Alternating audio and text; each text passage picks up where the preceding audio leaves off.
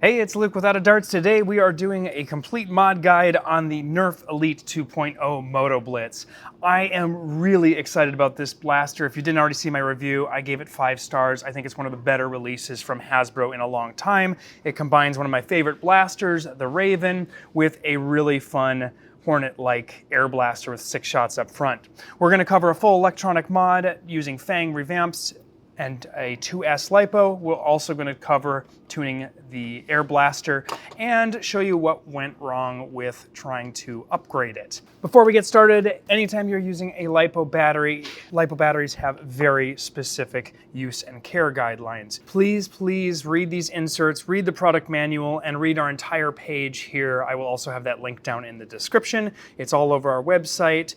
It's very important. These are not standard toy batteries, so do keep that in mind before we get going. With that, let's talk about what we actually need to complete the mod. You will, of course, need the blaster itself. You're going to need some 18 gauge wire. We're choosing 18 gauge because of the limited spacing around where the cage sits in the blaster. We're going with Daybreak flywheels. We're going with 2 Fang motors. You'll need an XT60 mil connector. You'll need a few pieces of heat shrink. You're going to need one 21 amp short roller switch. The replacement we're going to work with today involves a 3D printed part, and it needs this switch. You could also use other types of switches if you desired, but this we found to be the easiest to place. We're also going to use a couple little motor solder spacers. These are really a convenience. They're definitely not required. You'll also need 4 motor cage screws and Loctite to actually hold those in place properly. You'll also need a 3D printed flywheel cage. Now this is our Out of Darts Moto cage, and this is a 41 millimeter. I want to make a couple notes here. We've started adding markers to make some of this easier for everybody. The positive and positive, negative and negative are your wires, and these dots right here represent your red dots on your motors. Now keep in mind, this is for Out of Darts motors. We've heard of misalignment with other brands of motors, so always check your rotation direction when you're modding. But positive will go down this side, negative down this side, and ultimately your red dots will match those 2 holes. We've made a couple tweaks to this cage. You'll probably get it in gray. We generally do our cages in gray, but I wanted to show you the most recent version, so we're going to mod from this. As far as tools, it's pretty standard tools all around. You're going to need a soldering iron and solder. We always recommend lead-free, and that's the only thing we sell on the site. You'll want safety glasses for when you're working with solder to avoid splattering solder and rosin up in your face. You're going to need flush cutters and or a Dremel.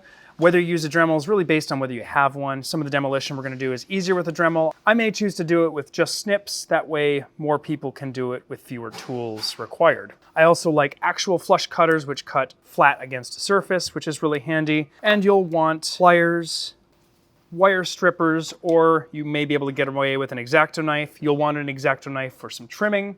And you will, of course, need a screwdriver. This is a Phillips #1. You're also going to want a hot glue gun for setting the switch and setting wire traps. Now, I like this industrial hot glue gun. It's got a 100-watt setting, and if you use this with high-temp hot glue, it is perfectly okay to set switches with this. So that's actually what I'm going to show on camera today. It sets switches so well that you will break the switch getting it out unless you use rubbing alcohol, which is the secret for removing hot glue of all types. Also, you will find helping hands very helpful. I feel like I make that pun in every single video.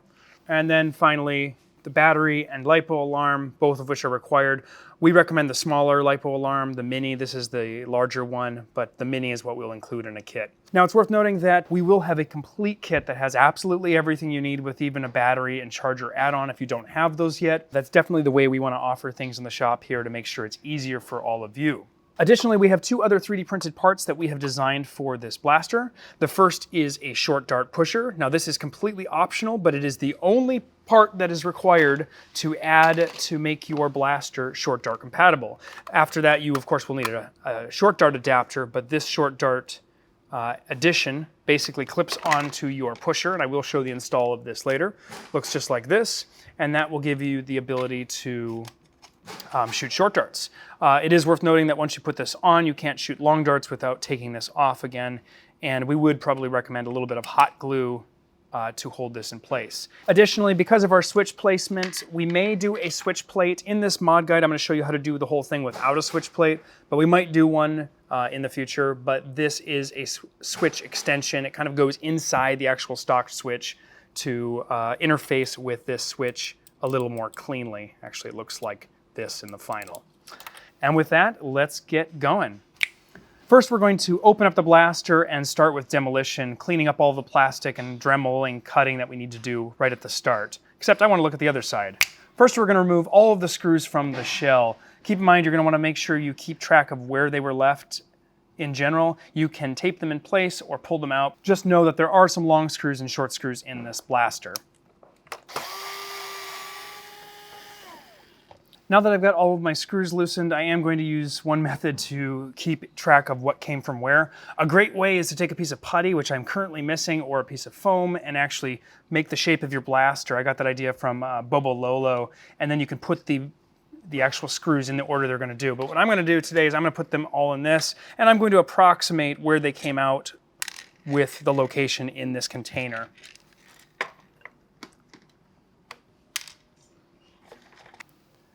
Now that I've got my screws set aside and organized, it's time to start cutting some wires. Now, we are not going to keep any of the stock wiring in this blaster for this mod guide. It, of course, is an option to use a MOSFET to control the board, and you could leave some of the stock wiring intact, but that's not what we're going to do today. We're going to replace it. So we're going to start by pulling this switch off and just simply cutting all of the wiring out. We will pull this thermistor board here completely. We're not going to keep this intact because it won't work with our upgraded LiPo.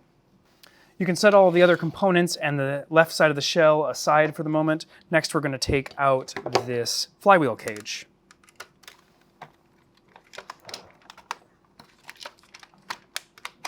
Don't be gentle, this does have quite a tight fit on this cage. Continuing with removing parts we are not going to use, you can take out these switch components. So I'm going to pull out my switch here, and I'm going to pull out this lever here. We're going to remove this completely.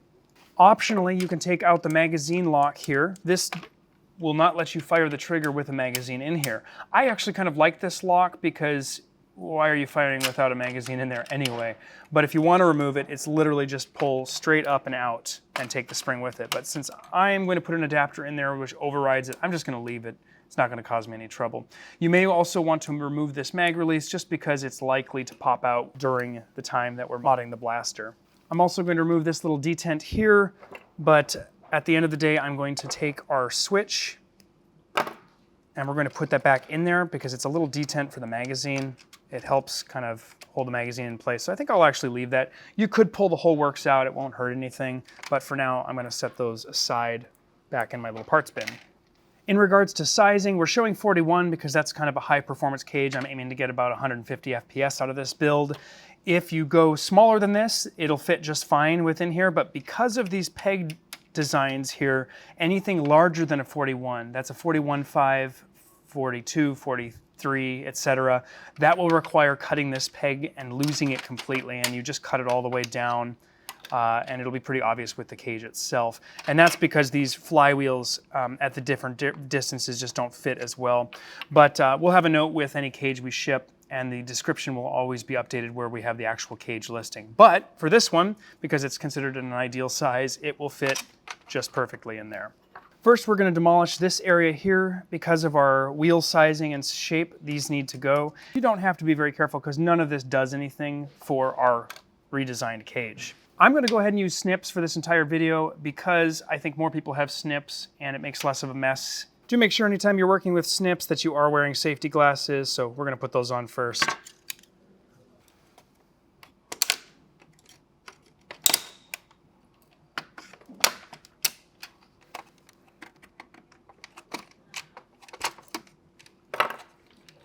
One thing I did want to mention here is that you'll notice this cage doesn't have a fully enclosed circle. The cage you will get from our shop we decided that you do want to demolish all of this pretty much down to flush, but you can always test it by putting your cage in and then peeking in here and making sure there's nothing conflicting. You don't technically have to go down as low as I did here, but honestly it's almost easier and it's cleaner just to do that. Now that I've cleared that out, we've got two fins here that are going to get in the way. It's this one right here and this one right here. Easiest is just to use an X-Acto knife, and of course again, do make sure you are wearing eye protection. You could also use snips here, but the X-Acto definitely seems like the way to go, or a hobby blade. And just like that. And that is because the tolerance is so tight on this space that the flywheels would rub if you didn't do that. So keep that in mind. You don't need to touch this one up here, and this one doesn't have one over here. So now we're done with this section. Now we're going to do the demolition on the switch area. Now, since we've got two blasters, I can just roll this in and show you where the switch is going to end up. There's a nice little wall that you will see here, and that switch is going to sit right up perfectly in this wall. It makes placement of this switch relatively easy. So ultimately it's going to sit about right there. Now, as far as the depth of the switch, what we're aiming to do is get the halfway point of the switch about right here, even with the actual shell. Essentially, if we're looking at it from the side, the switch will sit exactly halfway on the actual shell lip here. So I've marked in silver Sharpie here all of the areas that need to get dremeled down low enough to give clearance for this switch to sit low enough on the shell here. So I'm going to go ahead and start clipping those down, and you can kind of clip and test as you go along.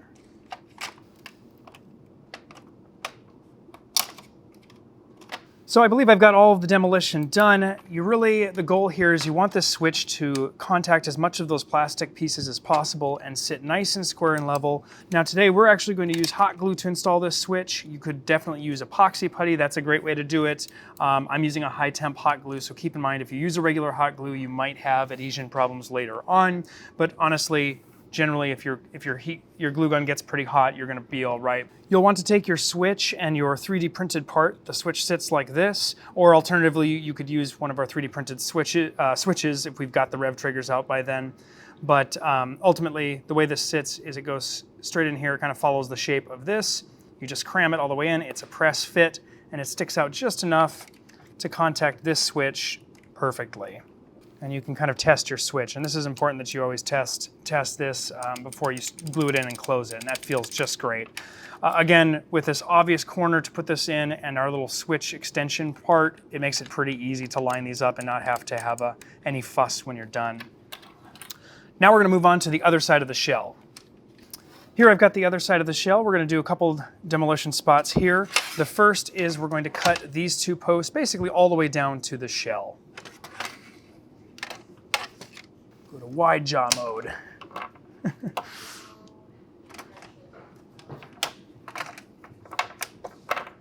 That'll do it for here. You don't need that to be perfect, just generally cut down to the shell. Anytime you're cutting one of these fins on the shells, you do want to be careful you don't go too far. Next, we're going to remove these two motor supports here. Now, this is a case where we've got one little embossed detail on the back side here that we don't want to cut too far, and that's this little plate right there. So if you can see where I've actually silver Sharpied, we don't want to cut that portion off. So do be careful if you're going in there with your Dremel, you might end up with a small hole in your blaster.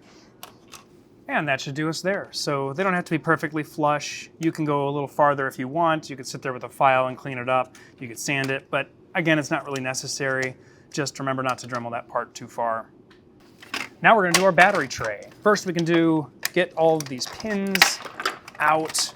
Be careful you don't stress your shell here, but you can essentially rip these terminals all right out with the pliers. Do wear eye protection while doing so. Now that we've got the metal tabs out, we can go ahead and take out all of the plastic webbing in here. Now that we've got this battery tray clear, we're going to punch a hole in the front for our XT60 connector. I'm just going to cut from those edges there, those holes, straight down at the corners.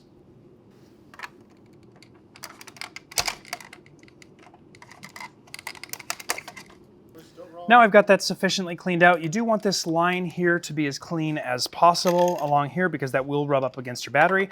And this hole is larger than necessary, but you do want a hole large enough to get an XT60 connector in and out of. You will leave the back intact here, and however much you want to clean that up is really up to you and your aesthetics. I don't think I'll go any farther than this because I'm never going to look at it again once it's together. If you're more of a perfectionist, you may take out every little bit of plastic. Of course, now I'm saying that and I'm like, oh, just keep going. So here I've got the battery door, and I've actually marked with silver Sharpie all of the fins that we're going to take out. You just need to go down to the surface of here and you'll have plenty of room for our 950 graphene. And you don't have to be too careful, but you don't ideally want to damage the outside walls.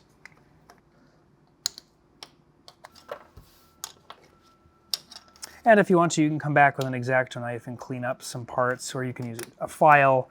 It doesn't have to be perfect. There's enough room in here with the 950 battery, but I'm gonna just clean up so there's no sharp bits.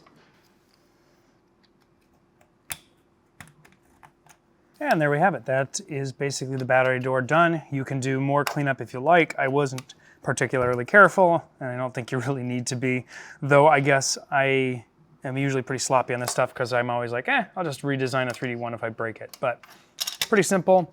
That should now give us plenty of room to fit the battery inside the blaster.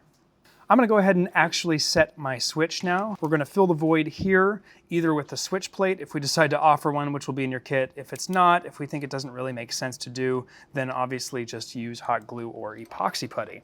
So I'm gonna fill that whole area with this high temp hot glue.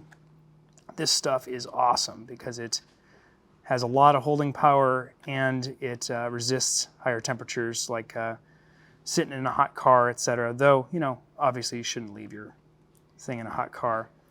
One fun trick is if you want to stop it from leveling up, you can use a cold piece of metal to actually sort of rapidly cool. But I think that should about do it. So we'll set that in there. Make sure it's nice and level, all the way squared up in that corner. It's like it was made for it. Thank you, Hasbro engineer or designer, whoever did that. We appreciate it. It's worth noting you definitely shouldn't use super glue in a case like this. Super glue, the vapors or cyanacrylate can get up into the switches and cause them to fail. It's okay to use a tiny amount if you're going to like a switch plate, but if you are filling a void like this, never use that type of adhesive. Now we're going to install our motors, flywheel cage screws, and flywheels. This is pretty standard, but one thing to note is on our cages, we've got the positive marked here on the center, on the side, and negative over here, minus, minus.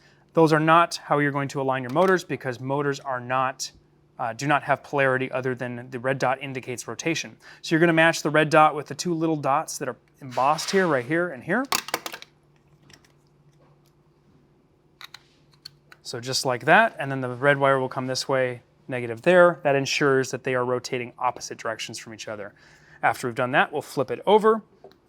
And with a single drop of blue Loctite on each screw, we'll install all 4 screws.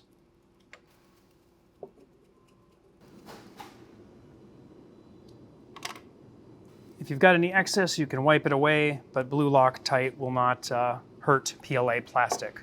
Next, we'll actually install our Daybreak flywheels, and these just get pushed all the way onto the shaft, but you want to make sure you're pushing them on nice and straight, and you want to support the back here. Now you can do this by supporting with your hand, but I like to use something a little more rigid to actually brace on. So I'm going to put this on my surface so I don't scratch my surface, and push down on it using that. And the way these wheels are designed, they just get pushed all the way until they stop. Don't push any harder than you need to get them down to the bottom. And while you're doing this, be careful that you're not bending your motor tabs, but that's what this screwdriver is perfect for.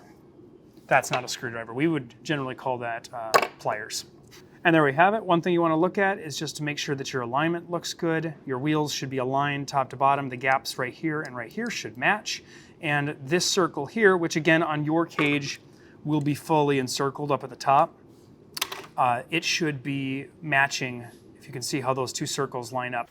Now we can dive into our wiring. We're going to start with our cage, so turn your soldering iron on and definitely put on those safety glasses. We're going to start by stripping our positive wire, and we'll give that a little twist.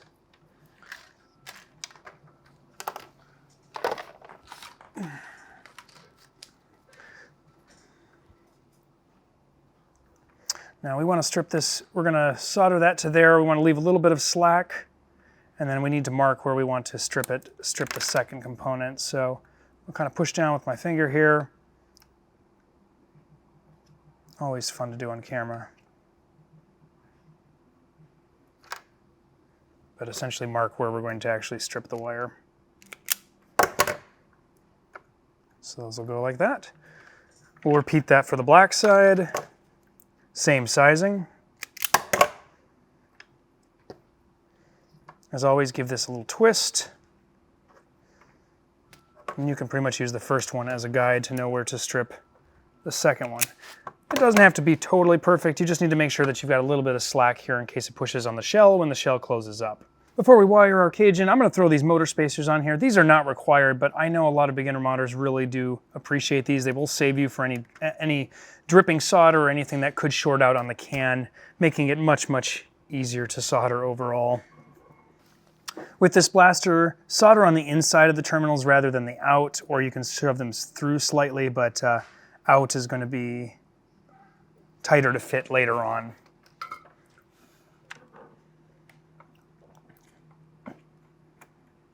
And now we're going to send the wire this way. It's ultimately going to end up in this little channel that I've made here on the cage.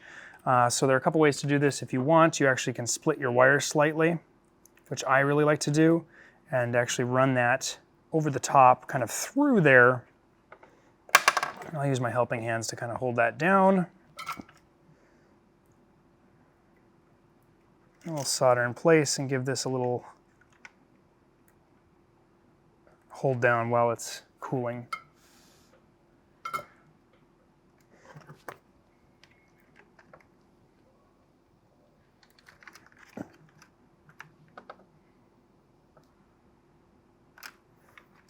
And you know, I've actually changed my mind slightly, just in case there's any fit issues. I'm going to run this back kind of around this way and down and through that wire channel. Next, we're going to repeat for the black wire.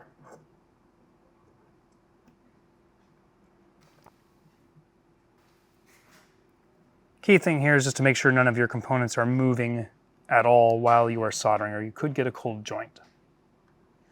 Now on your cage, this little trap here will be a little tighter, and it'll also be a little deeper. This is an earlier version, so constantly making changes here. In order to run this wire channel, we're actually going to need to kind of pull up this trigger assembly just a little bit, and we're going to run this black wire through a little wire trap that's right here, and then we're going to go underneath this little fin right here, and that black wire is going to run all the way back, and that will connect to our XT60. So for now, we're just going to run it off that direction, off the back of the blaster.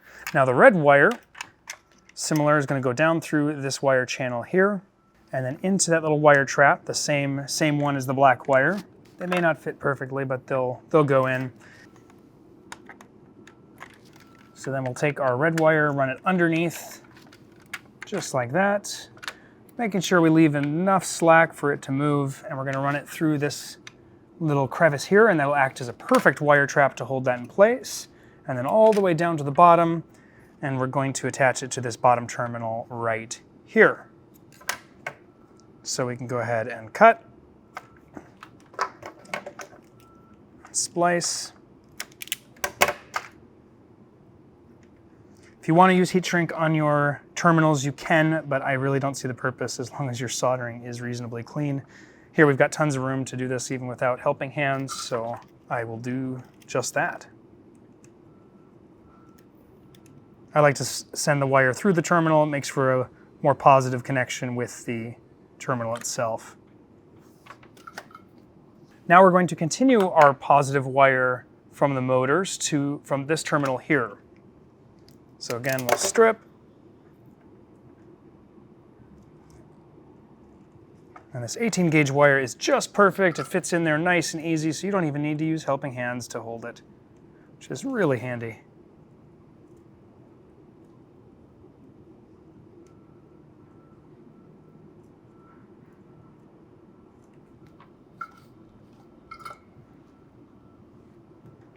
And then we'll follow that wire back down the same path, trap it in that same hole as the other one. This is one of the reasons we chose 18 gauge wire for this. That and the blaster has pretty short wire runs overall. And then this wire is actually going to go on this side of this screw boss here, and that'll act as a nice wire trap.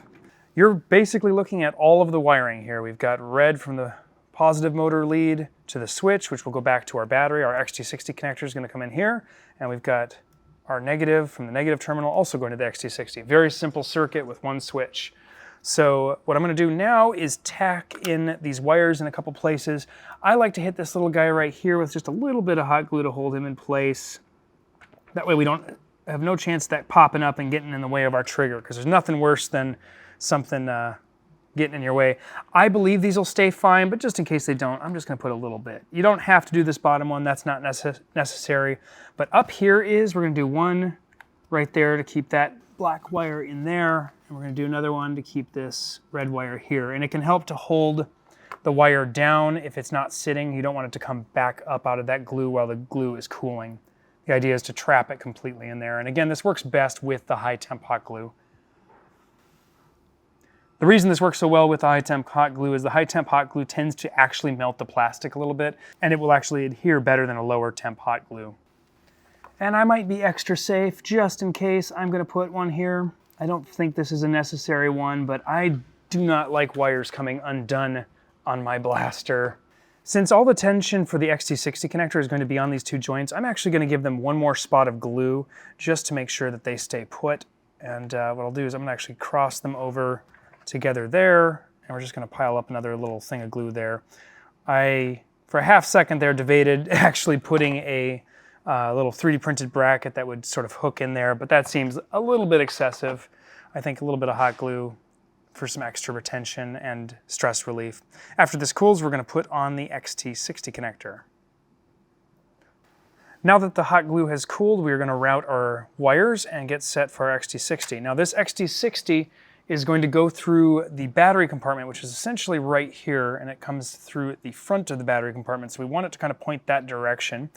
So I'm gonna probably stop it about there. There's nothing moving in here that you need to worry about, so when those wires get shoved in, shouldn't be a problem whatsoever. So I'm gonna clip it about there. Strip the ends of both of those wires, and then we'll wire up the XT60.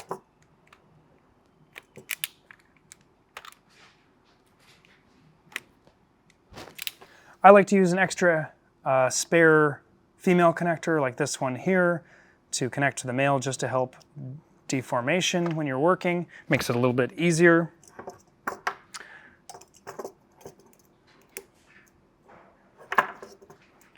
Slide 2 pieces of heat shrink, one on each wire.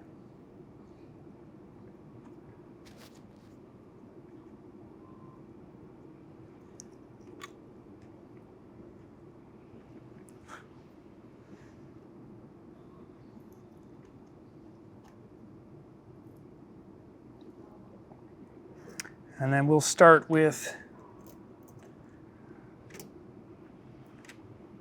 the flat side is always positive, but do double check your markings as well. And I'm gonna use the helping hands to help keep that in place while I solder.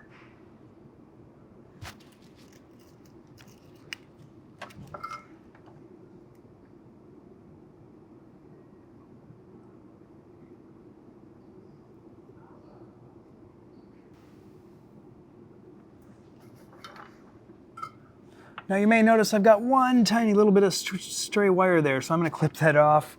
The rest of the cup is filled. And once that's complete, we'll flip it over and we'll do the positive.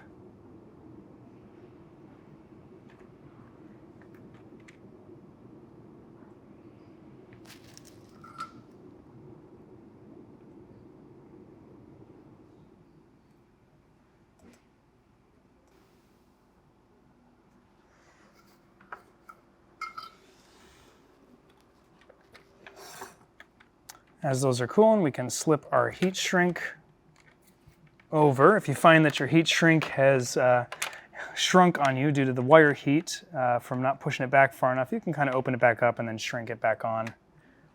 Now that we've got that connector attached, we can heat shrink the tubing. You can also use the back of your soldering iron if you don't have a heat gun. Lastly, on the XT60 connector, I'm going to take this larger piece of heat shrink, stretch it slightly, and use it as a nice cover on my XT60 connector.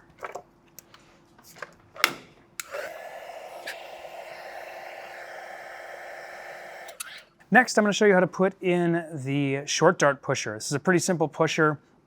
You technically can put this in without gluing, but I would generally recommend a bit of hot glue. The way this goes on is you hook on the top, and then you're going to kind of rotate and it'll snap into position, just like that. And pretty simple operation. It converts this from a long dart to short dart. And to glue that in place, you can either put a dab on before you put it in place, or simply add a little bit of glue right here.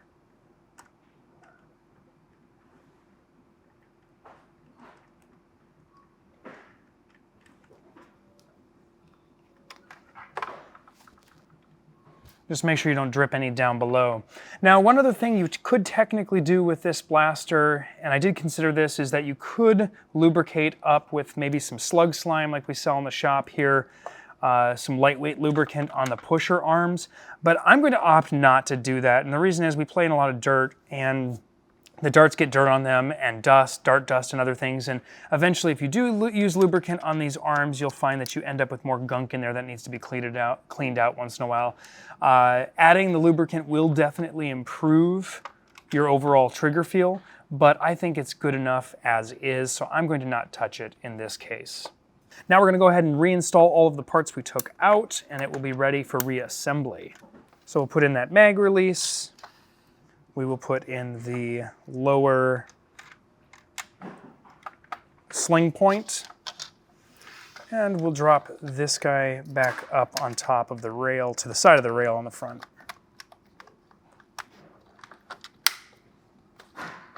Now that we've got that cage and wiring in, we can go ahead and put this single screw in. It's the only screw that holds the cage in place. The rest is held by the body of the blaster. Now that we've got our blaster wiring complete, we can go ahead and test. Now I'm going to test with my LiPo, but I would recommend testing with either AA harness with 4 AA's or so, or some other low current pack like a nickel metal hydride pack. Otherwise, if you don't have that, double check all of your solder joints, make sure you don't have anything wired incorrectly, and I'm confident enough that I know I've done this right. So I'm going to go ahead and rev up and throw a dart in there. Great. Since we did do the short dart mod, I do have to mention a couple things about mag adapters. I built this adapter off, this short dart adapter off working on the worker short dart flywheel adapters. Now, it's important to note that you need the correct one. You need the forward-facing flat top flywheel version, and the reason you need that is that the actual magazine sits farther forward, which helps with the throw and the trigger pull. You don't want to use the other ones because this will be too long. It is possible to make the other ones work, but I wouldn't recommend it. Now, one small issue here is this little nub, this little square right here does hit right here. So what you're going to ultimately need to do is file that down. Let's drop the mag release back in, and I'll show you where this actually impacts. So you can see right here is where it's actually causing a little bit of a collision here. So you just need to keep filing this at a 45-degree angle to match this line right there.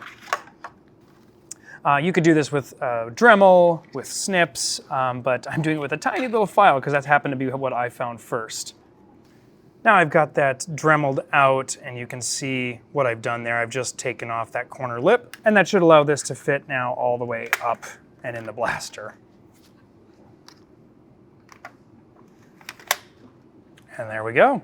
So now our trigger should fire, so if I actually rev and fire, we should be good to go. Need to plug the battery in.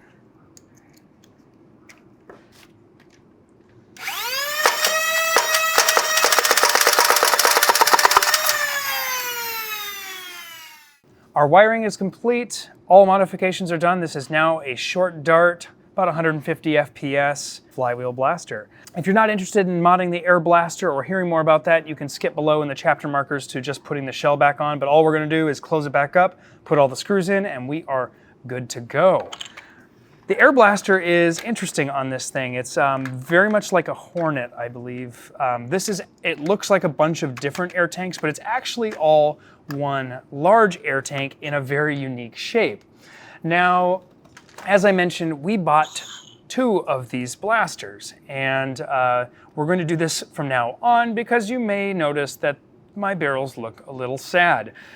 Greg attempted to take out the air restrictors, which we do not recommend, and the dart pegs, we do not recommend removing any of them. Do not take the dart pegs out, do not take the air restrictors out. You can't get this apart in any way. and taking out the pegs or the restrictors can damage the membrane that's back behind there and cause a leak. So essentially when I took this home last night, I knew we had a failed air tank and we couldn't use it because there were two holes, two barrels were leaking when I put it underwater. I attempted to see if I could separate this by boiling and ice crashing it over and over to thermally shock that apart. It did not work. So probably in a future short on YouTube, I will hack the end of this off just to take a look inside, and I don't know, maybe I'll be able to 3D print a part to fix it. But I think more than likely I will take my other one of these, hack off the entire front of the blasters, and make myself a little CQB flywheeler instead. Now onto the mods you can actually do, or we actually recommend. There's essentially only one. So to get this out, you kind of rotate and up. You can leave that in place. These air tanks are very simple. They're a back pressure valve, so pushing either side of this will release the pressure and allow it in. Essentially the only thing is the overpressure relief valve, which is this screw. Let's count the pumps here. I can get 1, 2, 3, 4, 5, 6, 7. At about 7, I hear it's maxed out. Now, if we take our screwdriver and just drive this in, I believe in should be... Now this is set with a solvent weld, so keep that in mind. You're going to need to be real careful. But I'm going to basically screw this in like 2 more times, and let's count those again. 1, 2, 3, 4, 5, 6, 7, 8, 9. I got about 2 more pumps there, so just screwing that in a little bit will have given me a bigger oomph. And so I think there's about 2 rotations in. I don't know how far we want to go. There's a limit. 6, 7, 8, 9. And essentially all you're doing there is reducing the pressure, at which point the overpressure relief valve doesn't let air flow into the tank. And if you back it out, you'll actually get worse performance because it will essentially lower the operating pressure of the tank. So that feels pretty good. Lastly, if you want, you can seal up each of these holes all the way around. Each tank has got a little bit of a hole, or each barrel rather. You can just put a dab of hot glue in every one of these, and that will help with the air seal there. But beyond that, we do not recommend doing anything else beyond here. Don't ruin your nice toy. This is a really great blaster, and this does perform quite well out of the box. So don't do what I did. I'm glad we did this so others don't have to. We'll make sure to share this around on Instagram and such because womp womp, not super fun. Now we can put this back in place and we will close up the blaster. That's essentially all we're gonna do to the air blaster in this Motoblitz. And I love the Blitz. Pretty fun design, I have to say. Before we put our shell back on and close the blaster up, we do want to replace our Rev Switch and make sure that that feels good, and our mag release back here.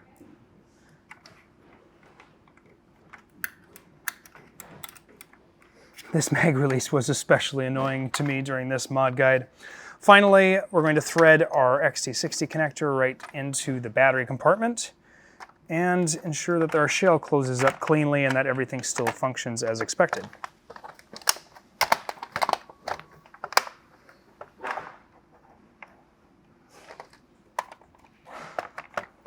You got to make sure that you line up this handle, priming handle, with the actual slide there, or it will not close.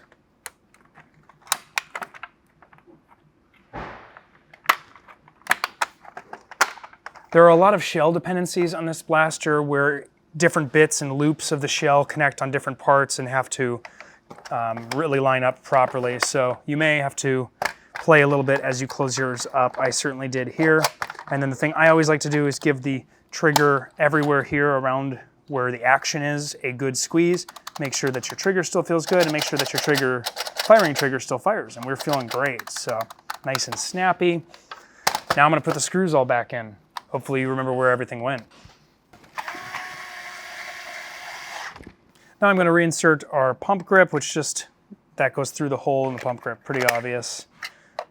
And 2 more screws there, and 1 long screw down the center. This is the funky long screw. If you end up with this, it's got a slug at the end, so no threads at the end. That's the one that goes in here.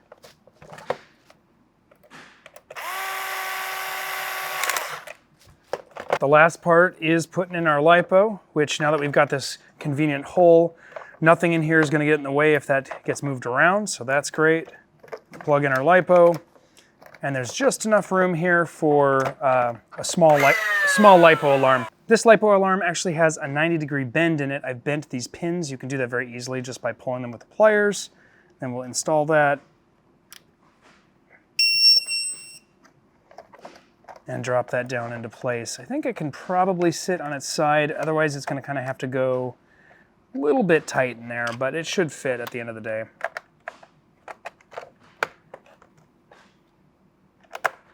And we'll screw that in. We'll also offer a thumb screw for this guy. I just haven't picked out which size it is. And there we have it. That's the Elite 2.0 Motoblitz. I really love this blaster. I think I'm going to paint one of these, and I suspect there's enough room to cram an XBZ up here for like a sniper barrel. So probably going to play with that in the future. Thank you so much for watching. If this was helpful, please let us know in the comments. Do hit that like and subscribe button. What would you like to see us do as far as a tutorial next? Do let us know down below, and until next time, I'm out of darts.